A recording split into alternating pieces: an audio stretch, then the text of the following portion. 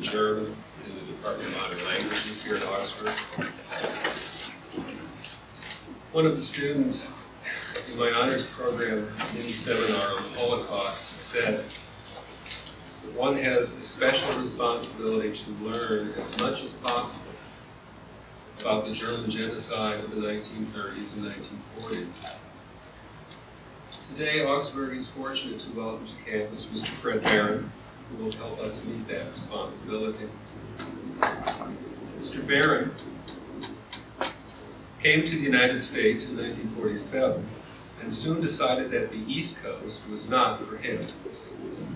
He was about to return to Sweden, where he had recuperated after the war, when he heard about a state in our country that boasts many people of Scandinavian descent, in addition to a climate that is, well, Scandinavian. He arrived in the Twin Cities on January 2nd, 1948, one bitter cold day, and he didn't know a soul in town. But he got a job and was soon attending night school. Some months later, his wife Judy came to town with the FBI hard on her heels. J. Edgar Hoover and Company suspected that she was a dangerous, illegal alien. It took 8 years for Judy Barron to become an American citizen. In time, Fred Barron worked his way from line to staff. Office work led to a successful business venture of his own, Shield Lens Care Products Incorporated. And today, the Barrons are parents of 2 children and grandparents of 5.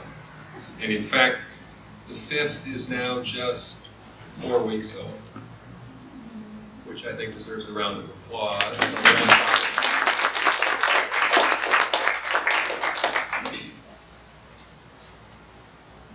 The Italian writer and Holocaust witness Primo Levi has said that human society carries within it what he calls a latent infection. That infection is the fear and hatred of those who are in some way different.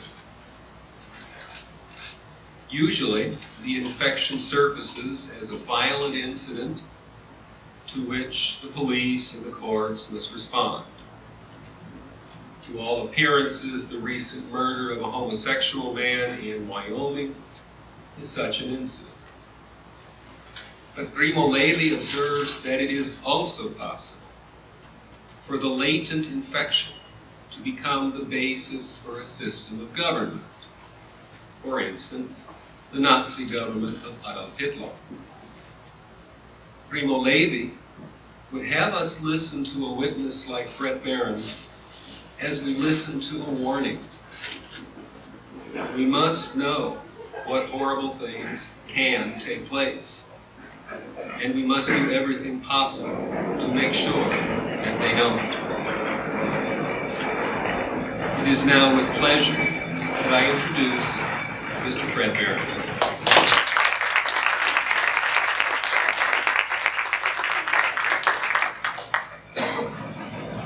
Good afternoon. Thank you, Professor Bentley. Now that you have heard all about me, maybe I can go home, because you seem to know so much about me just from the introduction. In my own defense, I would like to say, though, that when I came to Minneapolis on January 2nd, 1948, I did not know what the weather would be like.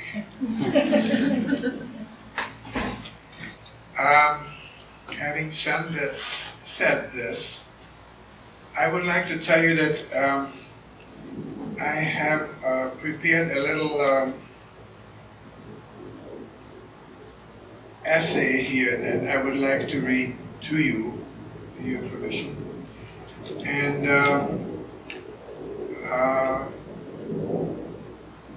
give you a little personal background about myself. So I feel that this is probably of the greatest interest to students to hear a personal story about a survivor. In the same token, I must tell you that this is the most difficult thing for me to say, and I try to get by with as little as possible. Having said that, I would like to say that I've been speaking on this miserable subject now for about 20 years, in colleges, and, high schools, civic organizations, churches, and so forth.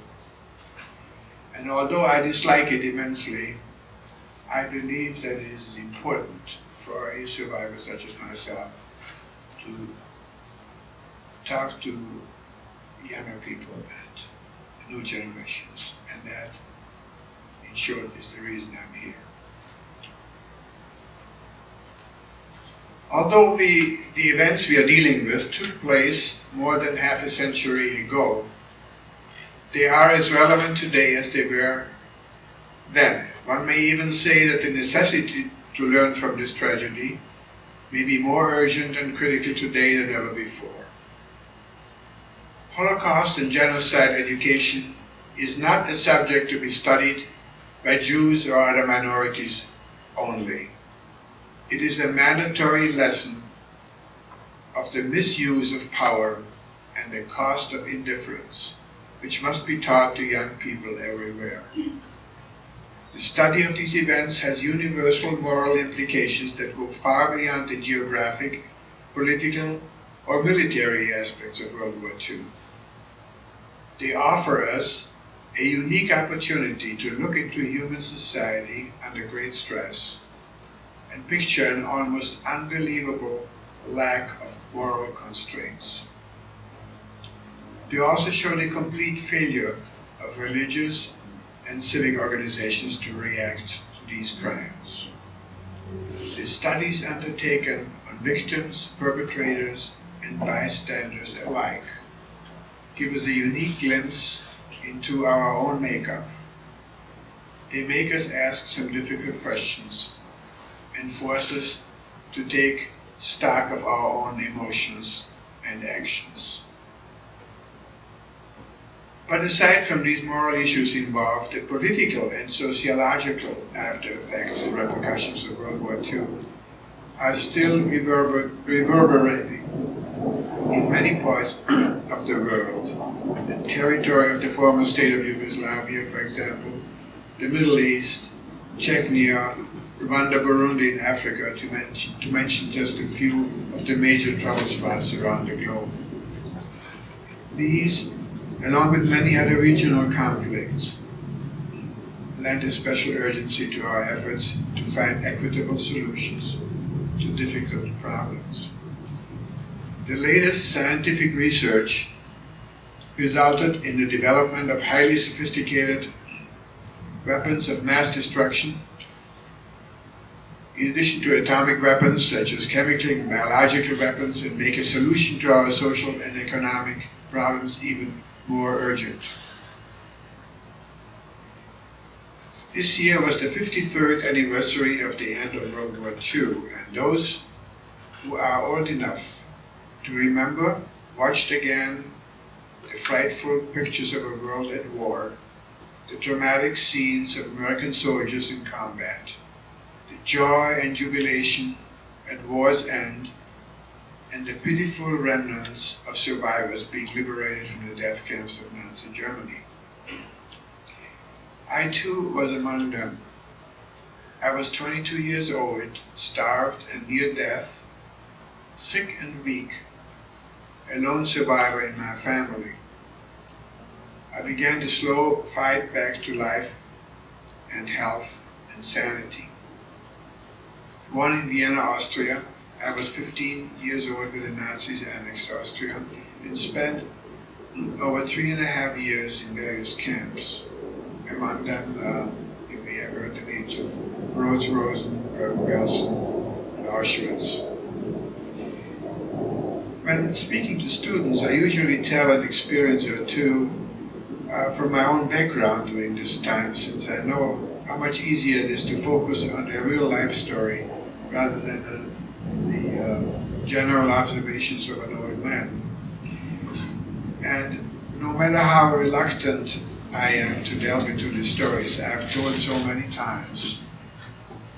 I recognize the importance of doing so.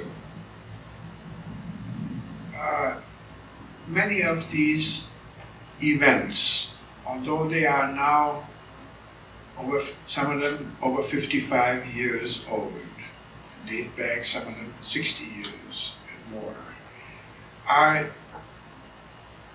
clearly etched in my mind as if they would have happened yesterday. Although to be frank with you, sometimes I can't remember what I had for lunch yesterday.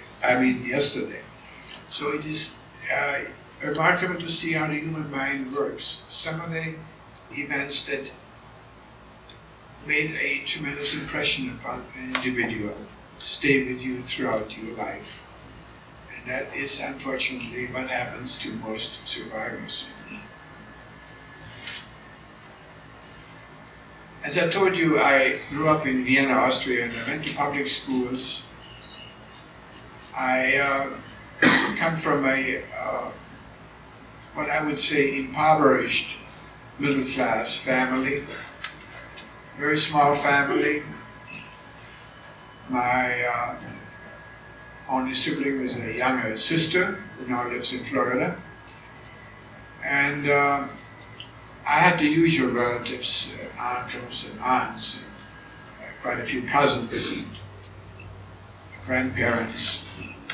And with the exception of my sister who survived the war in England, I'm the only one alive.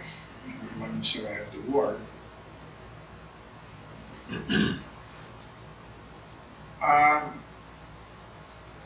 As I told you, I was 15 when the Germans annexed Austria. It was called the Anschluss.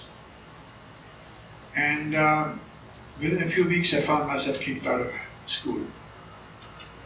Well, maybe that doesn't sound so terrible. No homework, you don't have to get up so early.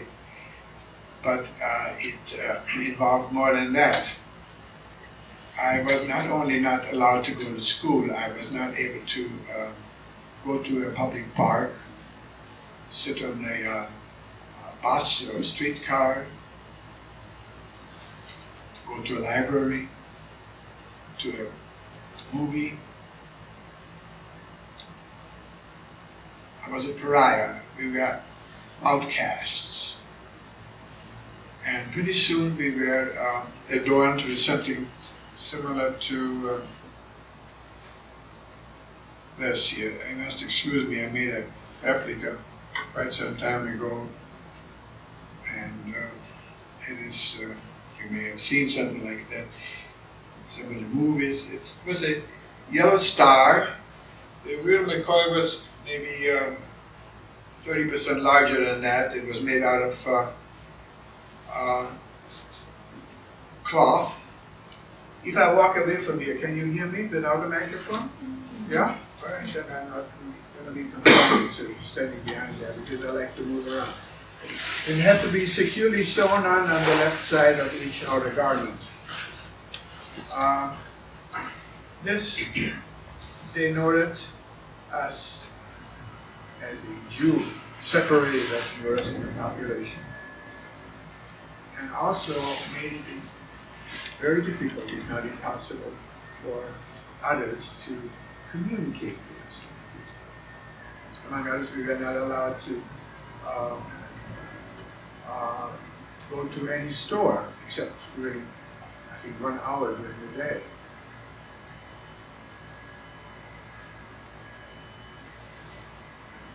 My father had a small store, retail store, which was taken away from him, like all the other Jewish enterprises. Jewish professionals were no longer able to practice because the teachers were kicked out of school, employees had to take their jobs, and within a few months, the Jewish population of Austria, just like of Germany before, was impoverished. I had to go bring home agricultural soup kitchen, bring home the only warm meal for my family. My father, who had seen his family go down the drain so quickly. He became very sick. There was nobody to treat him. Jewish physicians were not allowed to practice, but non-Jewish physicians were not allowed to treat a Jew. So he died in 1949, a year later. And I was alone with my mother. My sister was just able to go to England just before the war started. I'll tell you that my father was what I would consider a very patriotic Austrian. He volunteered in the First World War, and even then, although Hitler was not even alive yet, there were in this enlightened Austro-Hungarian monarchy stringent laws, sometimes not so subtle, on the books that made it difficult for Austrians, for Jewish Austrians to function within the society. For example, my father said that for ordinary Austrian Jews, the top military position was a lieutenant. Beyond that, they could not go unless they converted. And my father found himself in a position that he was a first lieutenant after a period of time, and there was a great shortage of officers in the Austrian army, because at that time the officers marched in front of the troops, not behind, as we do now, and they were the first ones to be killed. So he was in charge of a battalion, which was usually the function of I think a major at least. And his commanding officer asked him several times to convert so that he would get his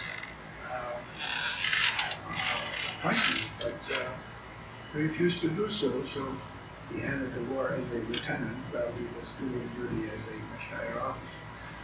It's just an example of what Europe was like at the time, long before Hitler came to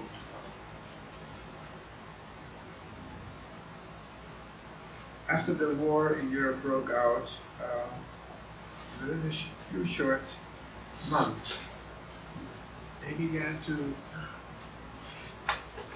catch Jews on the streets and in their homes and send them to a trek east.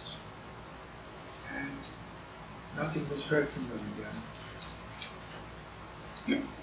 I was put to work in a railroad station in Vienna, carrying pig iron on my shoulders. And this exempted me for a while from these transports to the east. But in 1941, this no longer was the case, and in order to escape these transports, my mother and I went to Hungary over the border. In the middle of the war, we took a backpack, and in the middle of the night managed to escape to Hungary. Not knowing the language, without any friends or connections, without any money. And we were soon picked up by the authorities. And from that moment on, I found myself in a variety of camps, which only ended with the liberation at a camp called Bergen-Belsen, April 15th, 1945. I could stand here probably and talk to you about what happened to me, but I still remember of it for weeks, if not days. And you would be thoroughly bored. So I limited myself to some scenes that are indicative of the life of a concentration camp inmate. One such scene was a trip that I took in early 1944 And I found myself in a Hungarian penal camp in the Carpathian Mountains. The Germans had since taken over Hungary. They manned the camps, and SS guards were guarding it with machine guns. And one day we were marched out as the Jewish inmates, separated from the non-Jewish inmates, and we were marched to a small little town whose name I have since forgotten. When we got there, it was on a beautiful day, the sun was shining, and we got to a little railroad station where I saw a huge train, a freight train with the standard rolling stock of Europe that consisted of closed freight cars. They were made of corrugated iron and had a large door in the center, the sliding door, and two little windows, one on each side. There were running boards on top of these cars, and guards with machine guns were stationed there. The whole area was ringed with a cordon of soldiers, German SS, with dogs and guns. And inside that row of soldiers were hundreds and hundreds of people sitting on their belongings, men and women from the surrounding community. I found out Jewish people who were rounded up and were sitting on their belongings. Upon a signal, they began to drive us into these cars without counting us, without giving us any reason, without talking to us. They took their clubs and guns and began to force us into these cars. I too ended up in those cars, and we were wedged together just like herring, like this. We were standing there. And they closed the rolling door, and I heard a padlock. The two little windows were boarded up. It was pitch black in there. I didn't know my neighbors, they didn't know me. And we stood there for hours before anything happened.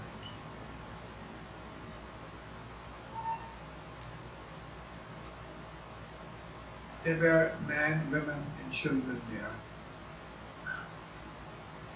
old and young. It took us hours before we devised a plan so that half the people on one side could squat in each other's lap, and the others would sit on the floor, and we would take turns. We didn't have any food, we didn't have any water. There were no sanitary facilities. And the rest of my recollection this trip took 3 days.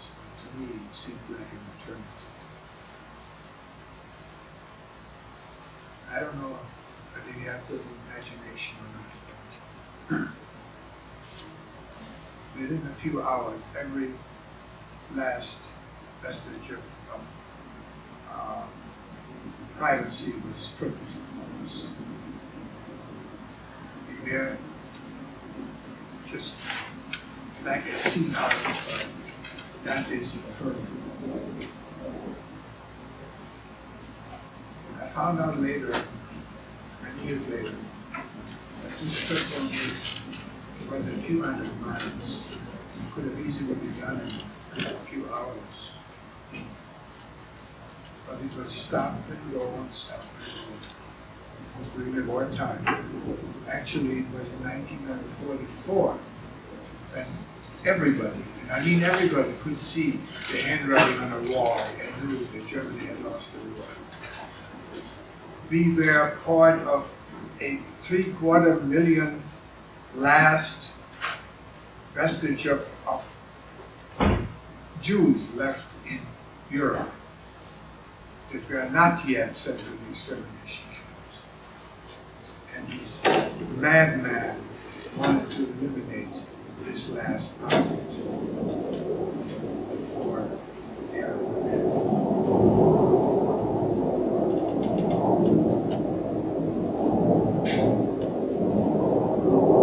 When we finally came to an end of our journey, and I knew it was the end because I heard them open some of these padlocks. Doors that flew open surrounding the other cars. Somebody came and they sit in our car and they threw open the door, and I was standing fairly close to the front, and the light hit me, just like bodily. I wasn't used to the light. I remember that very clearly. After a while, I looked out and I could see that we arrived at what looked like a large railroad station. There were similar cargoes, similar train loads on other sidings. And I saw some weird-looking people running around, so like pajama-type clad uniforms. They had these gray and blue striped uniforms, and they had big clubs in their hands, and they were yelling and screaming at us in all languages. I didn't understand them, but they wanted us to get out of the cars. So those, when they told us, leave all the belongings in the car, just get out. So those that were alive, and those that could, jumped out from the cars, and I found myself on the siding, railroad siding. We were separated, men from women, and were lined up in rows of fives. All had to face one way, one direction. And I stood there, I looked around, and I saw that I must have arrived at a huge camp. There were rows and rows of barracks. Many of them were subdivided by double strands of barbed wire.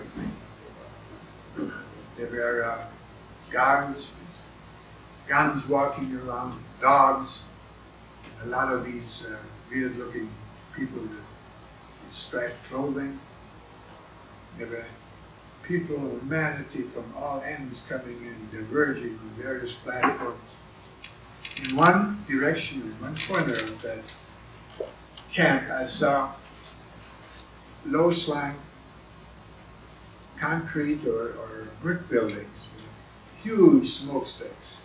And black smoke was coming out of it. Looked like a big factory. And something else I noticed.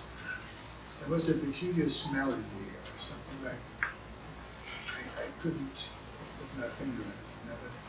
I didn't know what it was.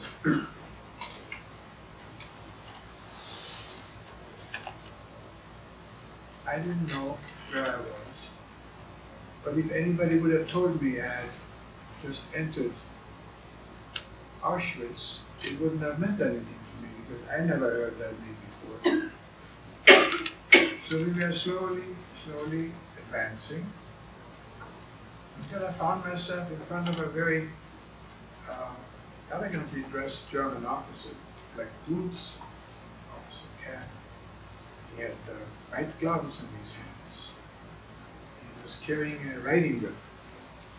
And with that whip he was motioning left to right, whichever direction he motioned. The soldiers were pushing that aggressively and had to line up in rows of fires. I had no idea what that meant. But I found out that in the group where I was, they were mostly men my age or people of working age or ability, but the others, the older people, children, younger people were all set to the other side. After a while, they marched us away towards these brick buildings, and we got into one of those brick buildings, a huge hall. There were hundreds of people in there already.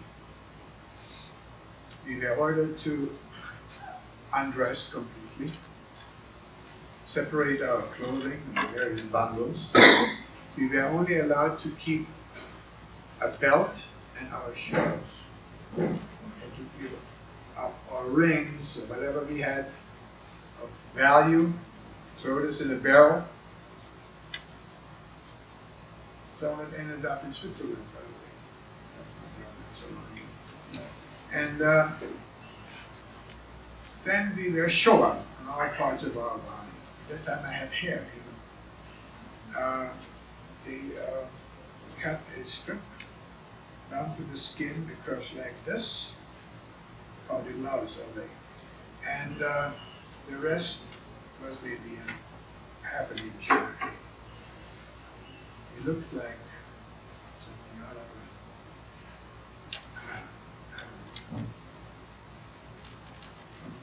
another part of the world. Then we were chased through a shower, cold shower, and then in the long passage in that we were standing outside, shivering, until in the morning he chased us to another one of those buildings, and each one of us got one of those striped shirts and a pair of pants and a little beanie. And every third person got a metal dish full of food. That, together with the shoes and the belt, was the only possession we had. Can you imagine what that means? Not to have anything else. Summer or winter, day or night, we had only this scant possession. We had nothing else.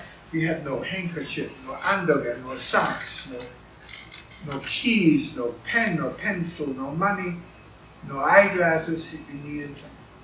We had nothing. We were stripped to the absolute bare minimum under which human beings could exist, if you would call it that.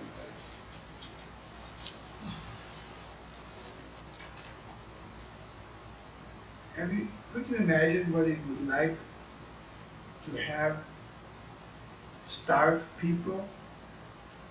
3 of them share one little bowl of soup from one tin can. This was the top of the disgrace, the humiliation, the stripping away of what little civility, but what little humanity was left in us. Like animals eating some slough.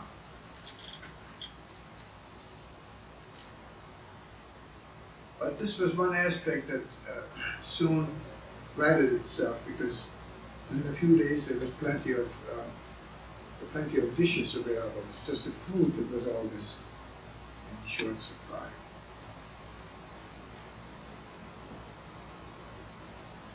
What happened to the people that were sent to the other side during that selection, as it was, as I found out later on at the office of the lady?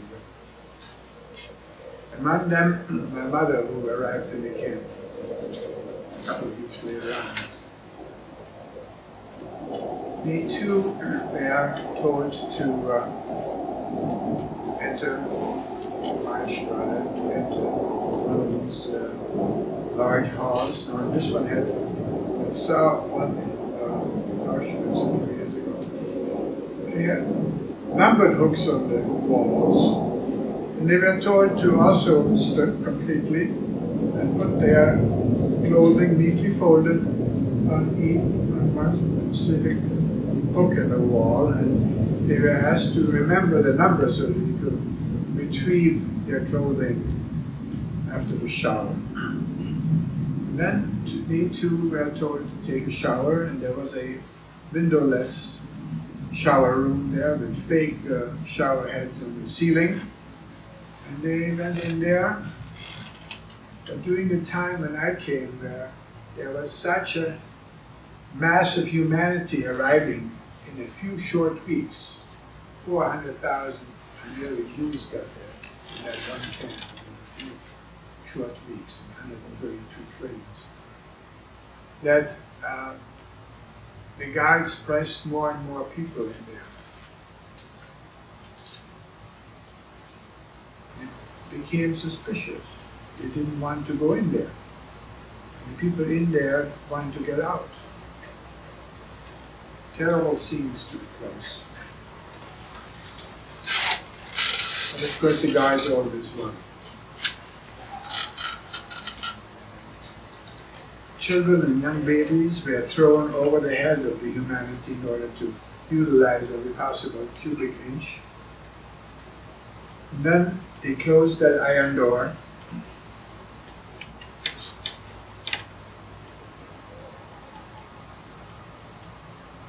And upon a signal, a soldier threw in a canister of cyclone B poison gas. In about 20 or 25 minutes, all life in that gas chamber had come to an end. Then special commando units, they called them Canada, came with grappling hooks. They separated the bodies and cut off the earrings or rings, whatever. And then threw the bodies in a set of lorries. They went to the next story and put them in the furnaces, each installation, each gas chamber. And there were 5 in Auschwitz. One, the smallest one, has been maintained yet. Very select can be more. Had a great number of the individual furnaces going in. They burned the bodies together with pieces of lumber that emitted the terrible stench and the black smoke that I had seen when I entered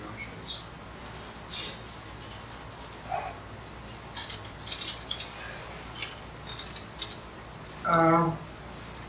Another one of these scenes that I would like to talk to you about is something that is being fall and close to our New Year. Our New Year,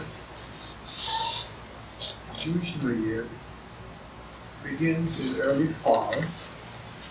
Our New Year's Day is called Rosh Hashanah, meaning the head of the year, and followed 10 days later by Yom Kippur, the Day of Atonement, the day that we Jews spend in the synagogues or temple, atoning for the sins that we have committed during the past year, for the sins committed against God's commandments. According to our Jewish thought, God only forgives the sins we committed against God. Sins committed against individuals have to be forgiven by the ones we wrong.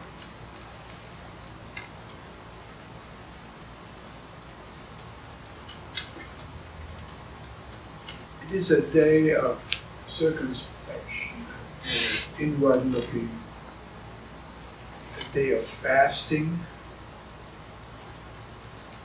We do not eat or drink.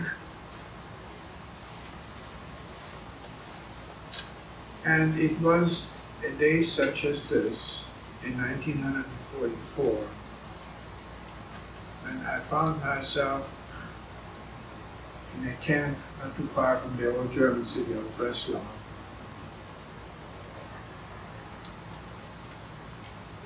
I was doing road building work, and I had at that time, my shoes were long gone, worn out. They had these wooden soled shoes with heavy leather uppers, of course without socks or anything. And my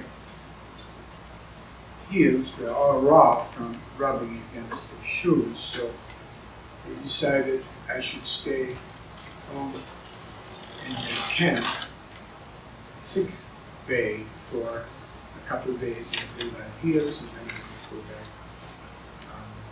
I worked for my I didn't know it was Yom Kippur until I found there was another fellow I knew from Hungary that also stayed home. He was an interesting individual. He was a sculptor. He sculpted out of wood, a penknife. In Hungary,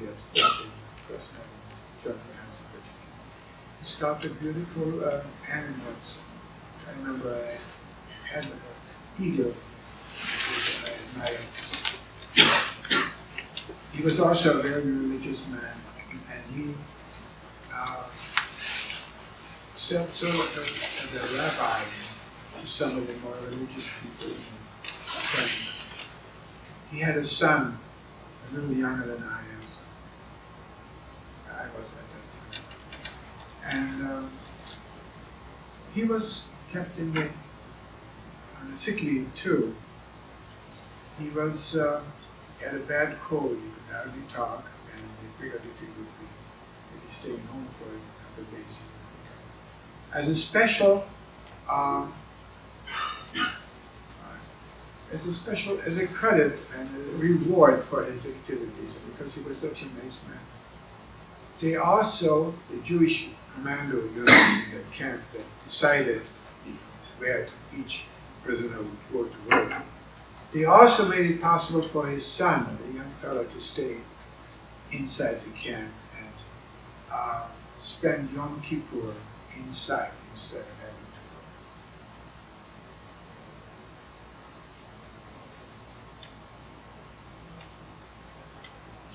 to go. Around 10 or 10:30 in the morning, all of a sudden, a motorcade rather, came into the camp.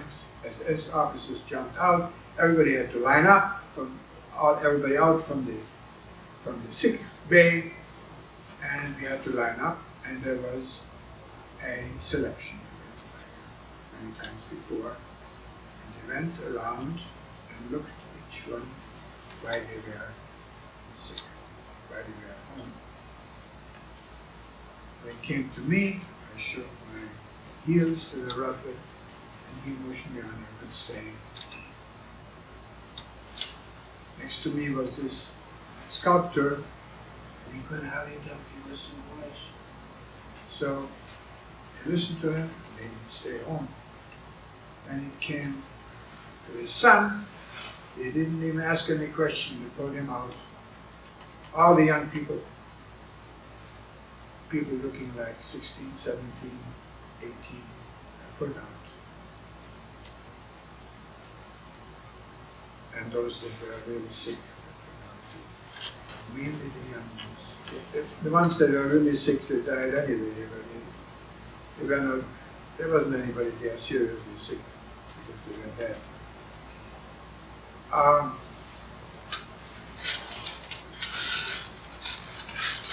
We were sent back to our sick days, and the young kids were separated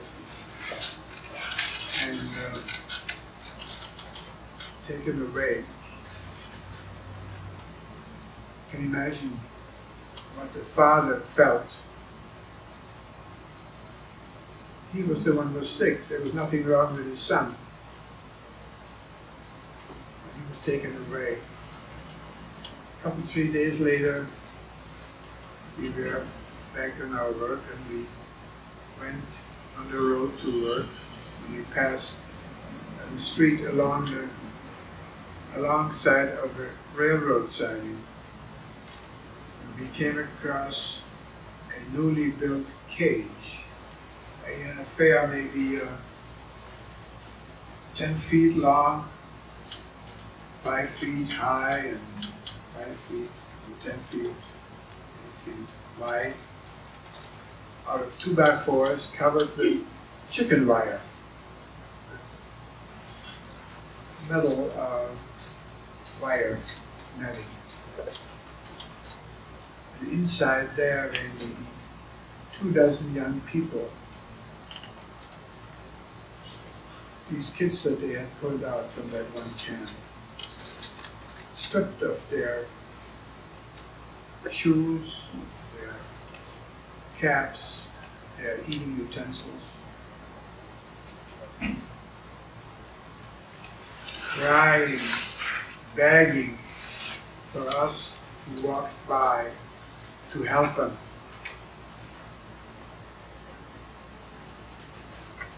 To this day, I have nightmares to think about what this poor father must have felt to see his son caged up like this.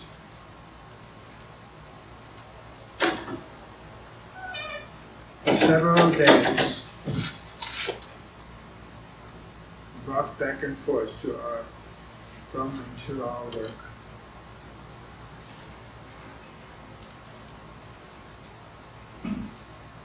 Seeing these young kids getting weaker, still begging and crying for us to help them. We ourselves were, of course, under heavy guard. We couldn't help them.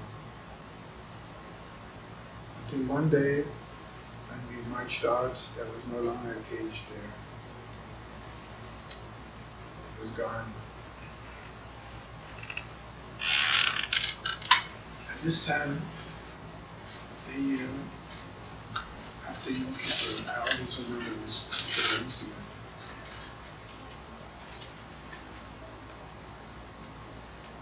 I don't know if the father survived. I've never seen him again.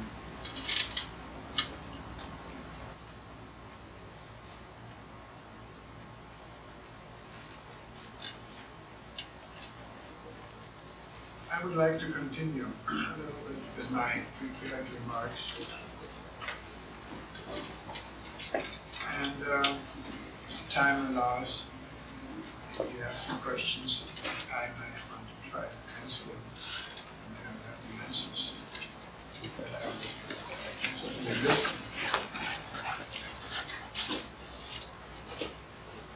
I've been speaking on this very subject now for over 20 years, mostly in high schools, colleges, and universities, but also in churches and civic groups.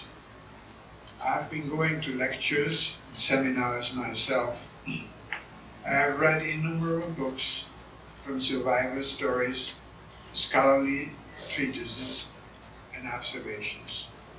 I have seen plays and films, from documentaries to Schindler's List. But to be frank with you, the more I learn, the less I understand. The more I read, the less I know.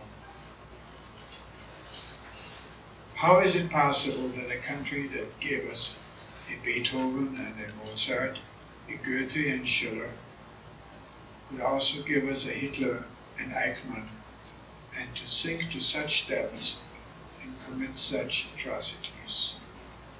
How is it possible that an entire world looked on while 6 million Jews and 5 million non-Jews from all parts of Europe were being dragged to their death?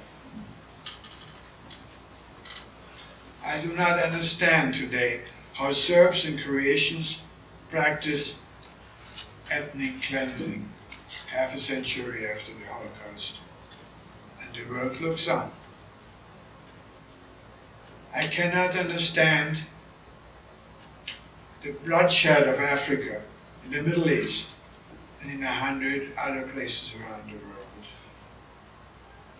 I do not understand the reluctance or the impotence of the major powers to prevent further proliferation of atomic weapons or other weapons of mass destruction. So what, my friends, is the answer? Where have we gone wrong? Again, I don't know. But this much I do know. Unless we find somehow ways to counterbalance and offset the development and proliferation of these terrible weapons with a greater sense of social awareness, from local scale to international scope, none of us will live to see the end of the next conflagration, when it comes, not if it comes. What do I mean with social awareness? I mean not only the responsibility we have towards our families and our neighbors, towards the needy and disenfranchised, be they our next-door neighbors or living 10,000 miles away in the jungles of Africa, or the concern of an employer towards their employees, and yes, vice versa, the responsibilities of employees towards their employers. It also means to me safe streets, absence of slums, clean water and air, and a respect for the environment, which we have to pass on to our children.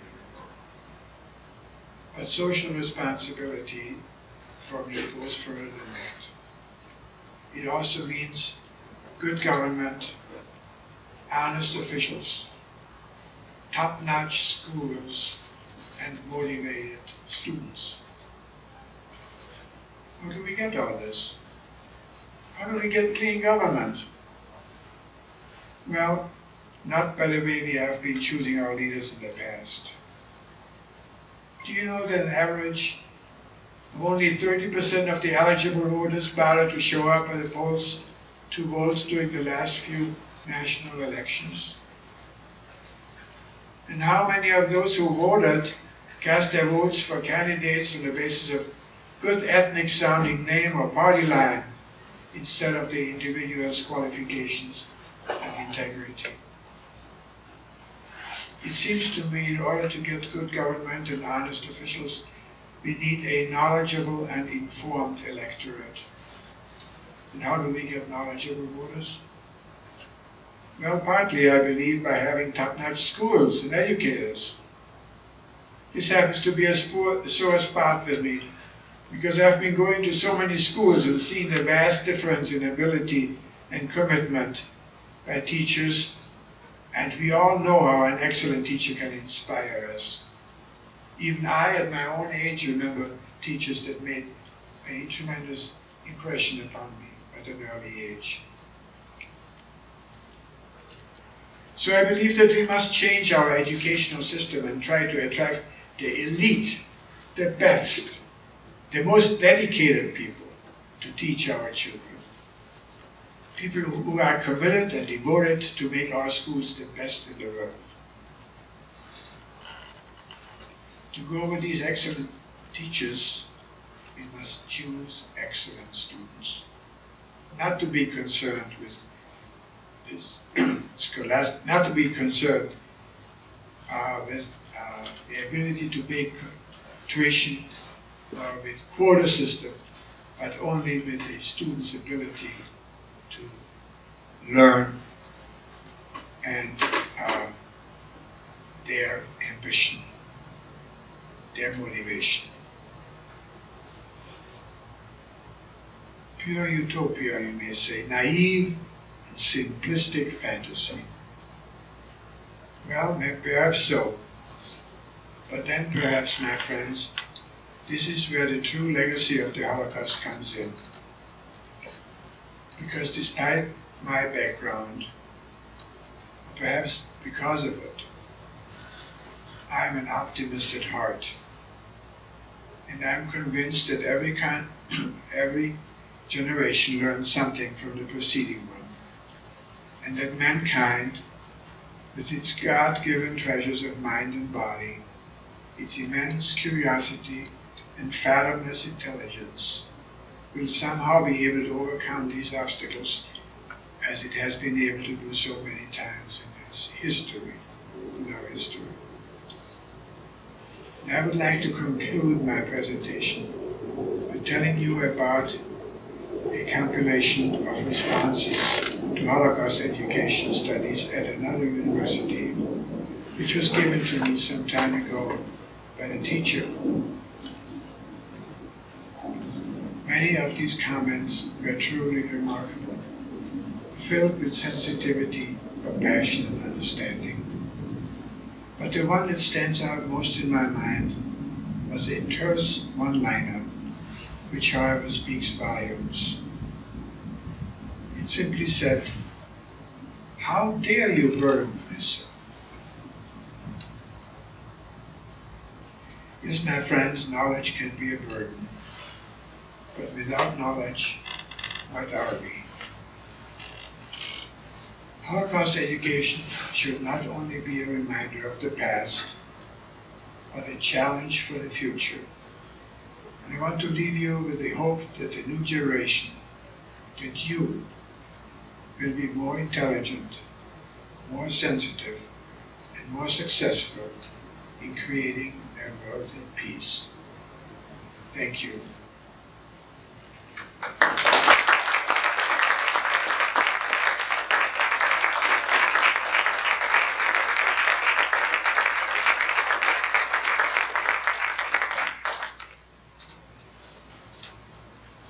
Before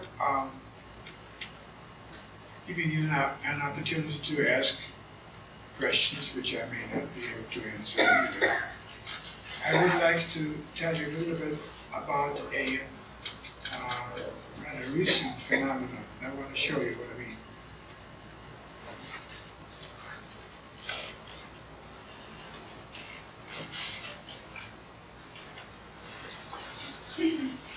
This is a book called Tell Ye Your Children. The title is taken from the Bible, from the quotation, and it is a book that has been printed in Sweden just a few months ago. I want to tell you a little bit about it. It's a Holocaust primer, meant mainly for high school students. It came about as follows. Last fall, a Swedish government conducted a poll among high school students, and among others, asked who thought there was a possibility that the Holocaust is just an invention, never really took place. And almost a third of the students said, yes, there's a possibility that it's really not true. And when the Swedish Prime Minister, Göran Persson, heard about that, he got very concerned, and he and the entire government, including the opposition parties, commissioned the printing or the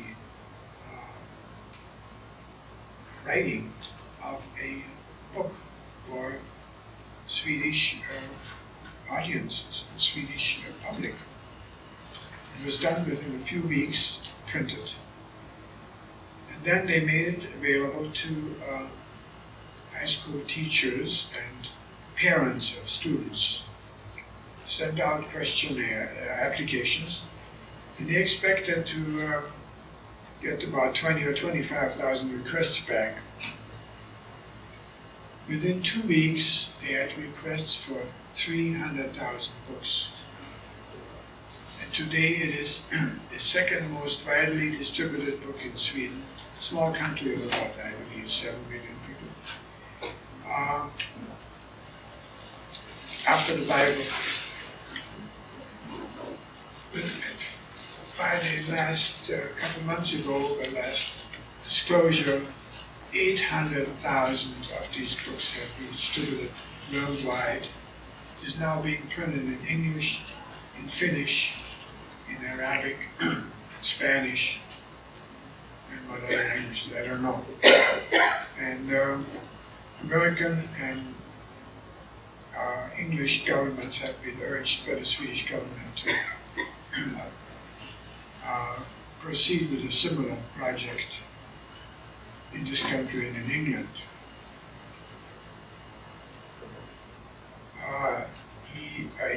The Swedish Prime Minister introduced this book with a very touching speech he made to the Swedish Parliament. And he touched in a much more capable way than I ever could in some of the aspects that I was trying to convey to you before.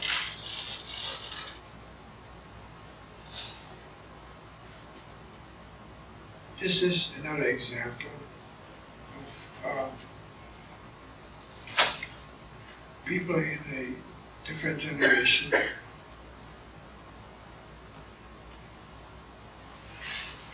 describing important values of these events that I alluded to in my talk. Now, if you have any questions, I would like to have a chance to answer.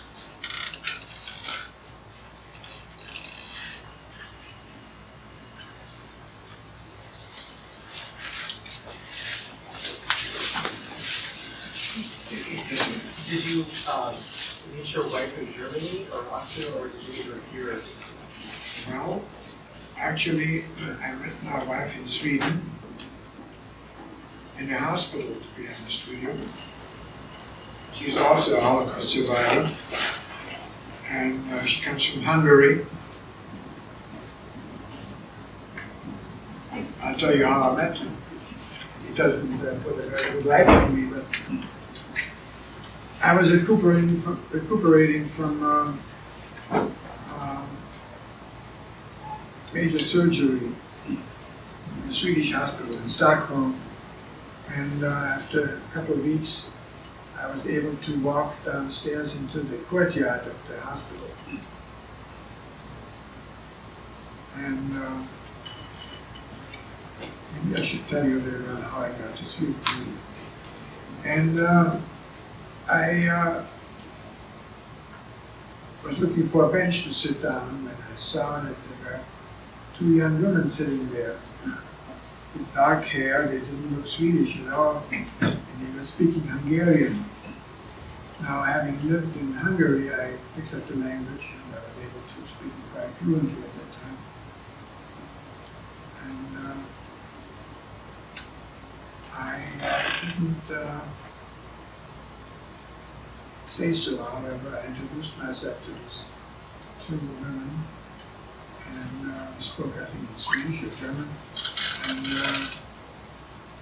he asked me where I was from. I was born in Vienna, so naturally they did not assume that I would understand Hungarian.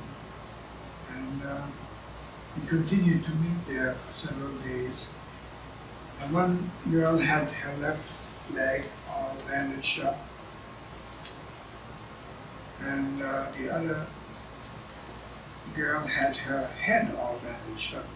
I found out later on that the girl had the head bandaged and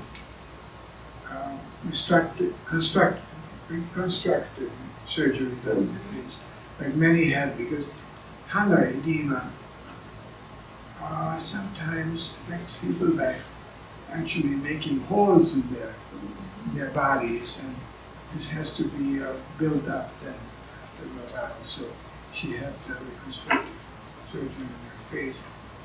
And the other one, which was later on my wife, had her left leg, which is almost useless to this day, in a big cast. She had first one of many different types of surgeries. We met for several days on that bench, and almost had a good conversation. One day I was told that I was able to go back to my camp. I was in sort of a DP camp in the outskirts of Stockholm the following day, because I was not enough to move out of the hospital. I was there, must have been there 4 or 5 weeks or something like that. At that time they didn't kick you out of the 2 weeks. And I told the two girls how much I liked their company and enjoyed our conversation. And I was hoping to meet them again. And I said all that in Hungarian.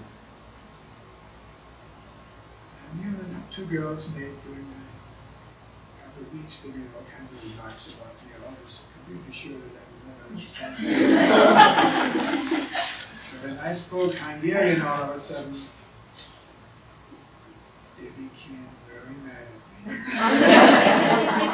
Never spoke to me a word again, and I left. So what happens, I was transferred to a convalescent home. I left too, and we continued our friendship. So this is how I met my wife. Needless to say, she does speak to me now. Quite often. Now, anything else I can say? Yes. One of the things you mentioned that you returned to was your sanity. What's the process that someone goes through to do that? You know,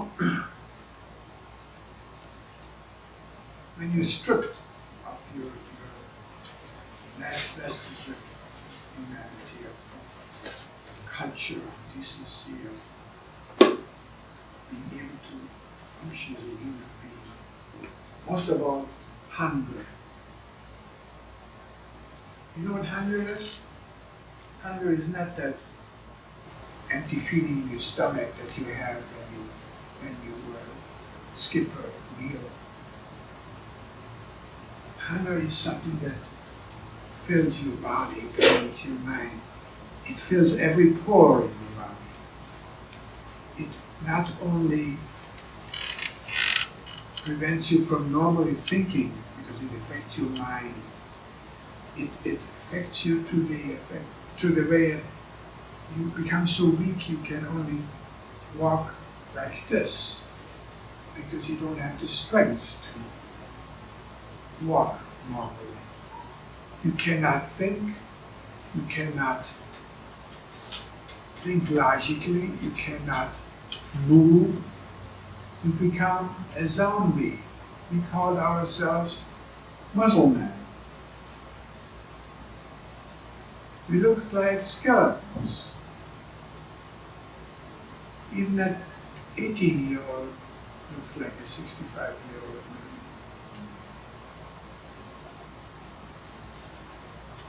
But most importantly, it affected your mind. You cannot concentrate, you cannot think. So hunger is more than just a gnawing feeling in the stomach.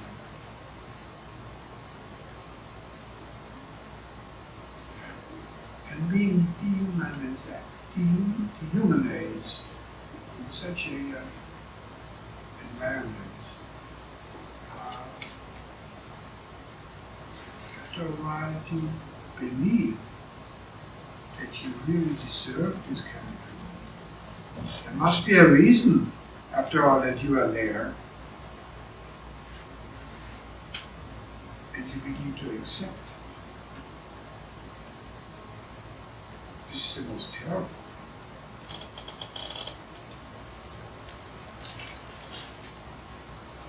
Anything else? You said that you made reference to what they found in Switzerland of like all the jewels and stuff. Are you interested in trying to regain Really not.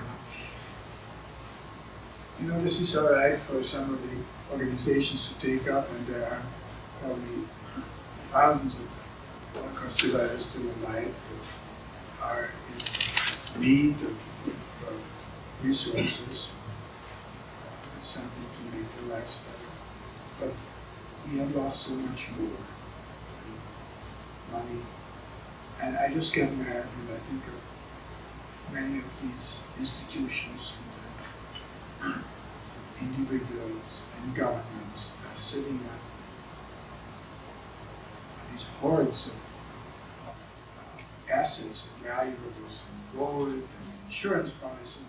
For over half a century, nothing was done, and these people are long dead, and there's nobody in most cases to claim this, but they wouldn't move a finger. Now they're getting pangs of conscience.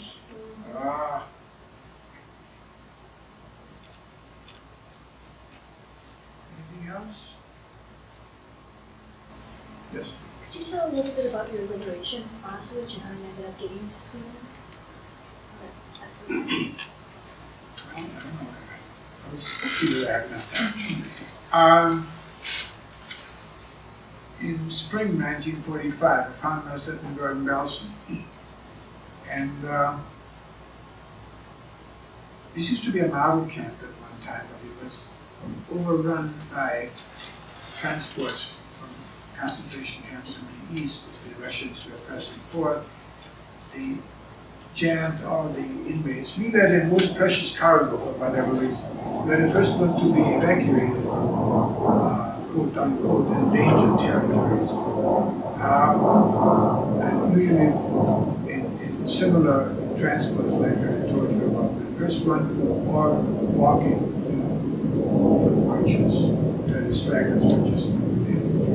So anyway, I ended up with tens of thousands of others in Bergen-Belsen. And by that time I couldn't hardly walk anymore. And I can tell you a lot about the experiences there.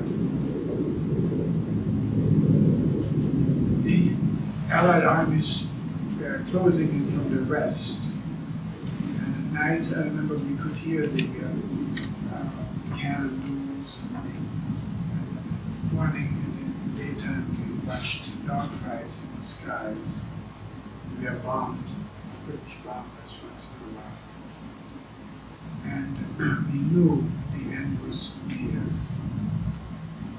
I never expected to survive it, but I tell you, on the way to Bergen-Belsen, the second half of that way, I was in a freight car again. This time in winter, we were transported in open cars. In summer enclosed, but in winter in open ones.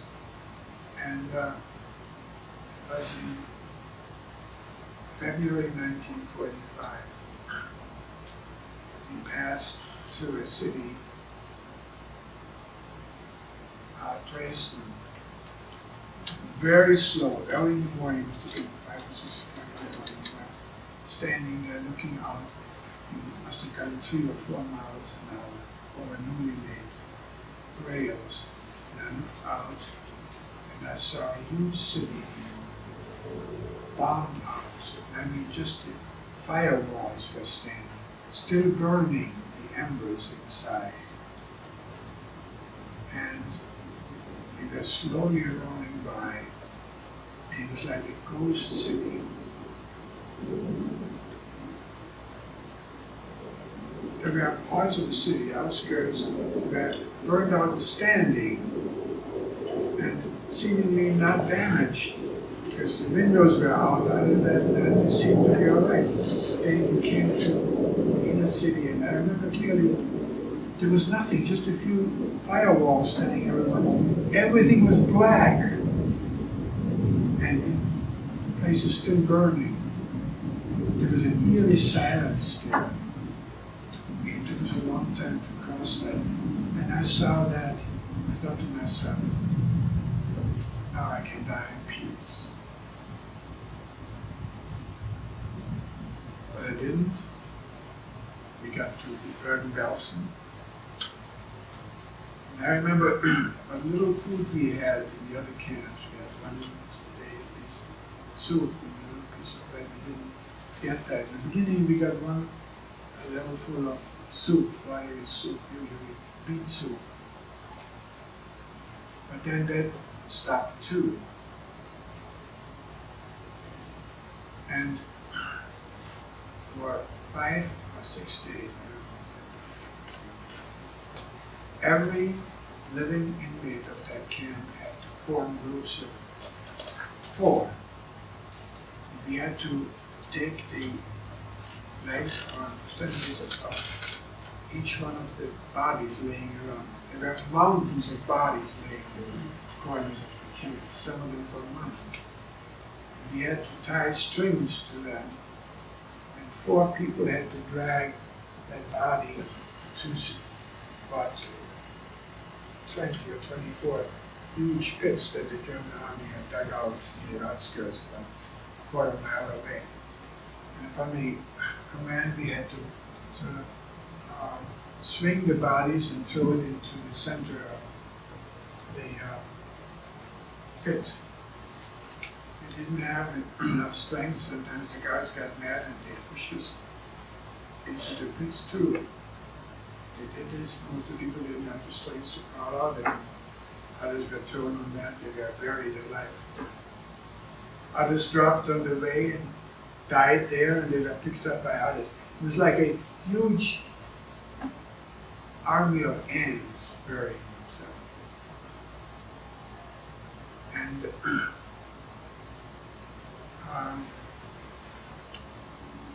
I remember on April 15th, I was laying on, there was no longer any more work. I was laying on these bunks in my barracks, and I could see the first British tank rolling into the camp. A German officer was standing in the front and the officer behind him, and then the tank turned around and got out. And I know we got free.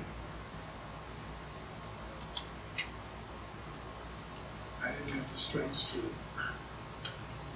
do much about it, but some of the stronger people, there were some stronger people there because there were some Russian POWs that were sent to the camp. They used to be on for work, went to the German farmers farm work. So they got sent back to the camp, then in prison. They were in much better shape. So some of the people started to loot, but Hungarian troops were still manning the fences and shooting anybody coming close to their wire fences. And if they were looting the SS barracks and the supply depots, and I remember a fellow was bringing a little sack full of flour, and I managed to climb down and I talked to him and I said I'm going to get some wood. I gathered up some dry wood someplace, and somehow we managed to build a fire. There was no more water there for a long time, so we got our water supply from the stagnant pool in the middle of the camp. I got another dish and brought some of that water, and we put it on that fire I built, and poured in that flour and mixed it up. It was like glue. That was my first meal.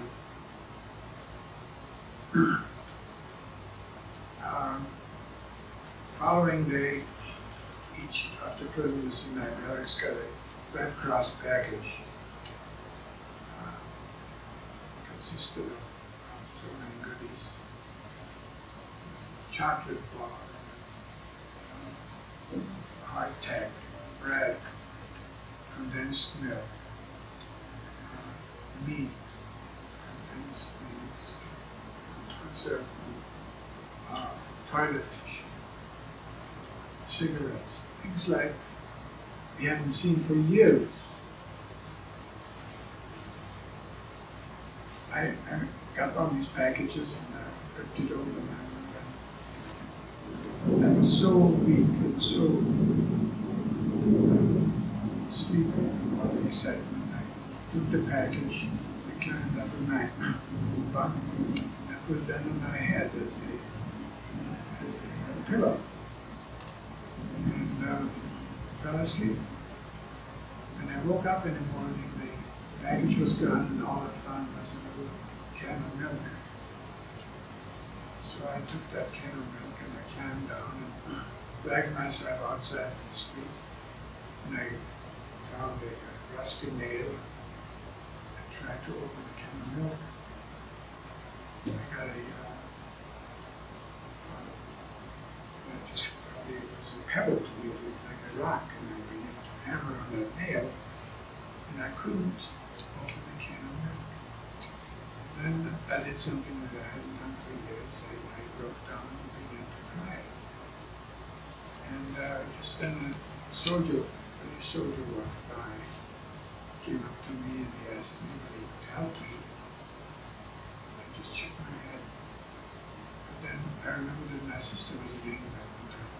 asked him whether there was somebody from Luton, Bedfordshire, in his outfit. And he said,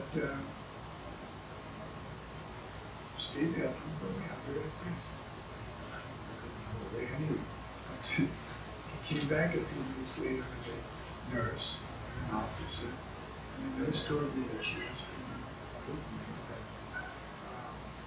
town, and she was going to go on furlough soon, and she asked me for my sister's name and the people that she stayed with, as far as I could remember.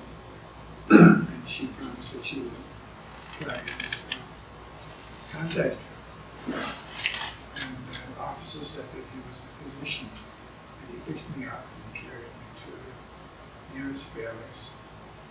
Made sort of a nest out of straw and remnants and blankets. He fed me out of each can of like tea and some slight sweetback food stuff. With toast, dry toast. And he fed me. He repaired my clothes off and washed me and scrubbed me. Talked to me. 5 days he came back and kept me alive.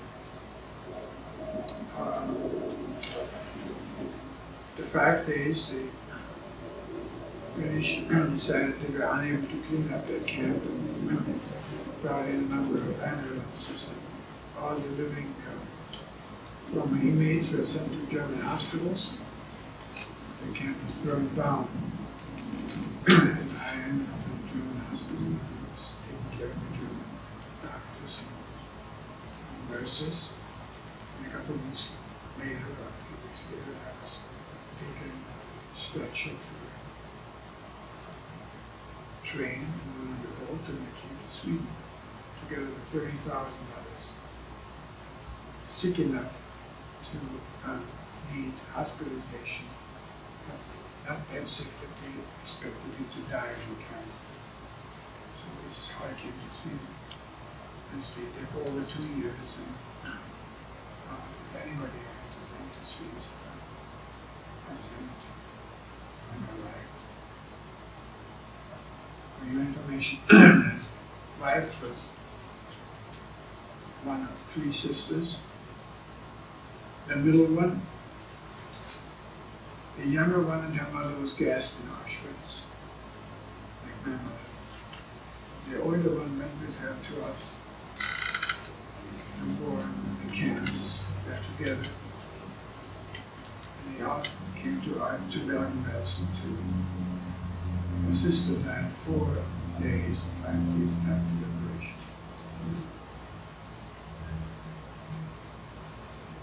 So much for that. I hope that I've been able to tell you a little bit about something that is ugly to listen to, but I think still an important facet, a chapter in our human history.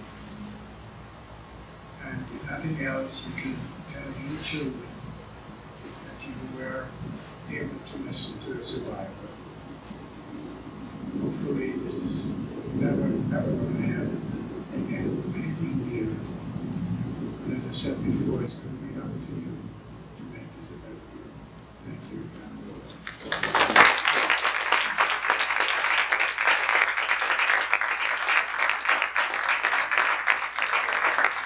Thanks, Mr. Barron, for spending time with us. We have a small memento for you so that you remember us at Augsburg College. Oh, nice. I will drink my decaf now. Thank you. Thank you all for coming.